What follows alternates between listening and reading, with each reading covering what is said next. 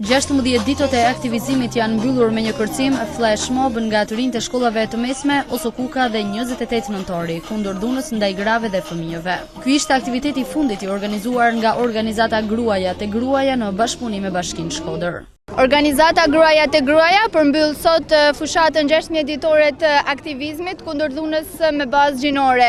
Jo më kot zgjodhem sot një flash mob, një mënyrë të shprehurit artistikisht në mënyrë publike se jemi kundër dhunës. Sot nxënësit e shkollës së mesme Osokuka kanë përgatitur këtë flash mob dhe unë gjej rastin që t'i falenderoj, po kështu falenderoj median si partneret këtyre ditëve të aktivizmit, Bashkinë Shkodër në kujdesin e zonjës Voltana Ademi, si dhe gjithashtu të gjithë nxënësit e shkollave dhe qytetarët të cilët morën pjesë në këtë fushatë 16 ditore të veshur portokalli.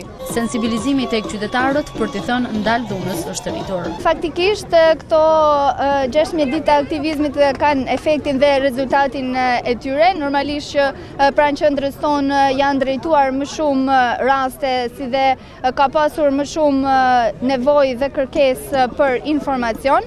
Ne kemi qenë pjesë e këtyre 16 ditëve të aktivizmit edhe si të ftuar në zonat rurale, në bashkinë e Vaudesit, në Bushat, në shkollën e Barbullushit, ku kemi mbajtur takime informuese me nxënës dhe me komunitetin, duke shpërndarë dhe materiale sensibilizuese lidhje me fenomenin. Në 8 muajt e vitit 2015, sipas statistikave që ka vetëm organizata Gruaja te Gruaja, janë rreth 300 raste të dhunës ndaj grave dhe vajzave të trajtuara, çka do të thotë se ky fenomen jo vetëm se një rritje, por edhe numri i denoncimeve është më i madh.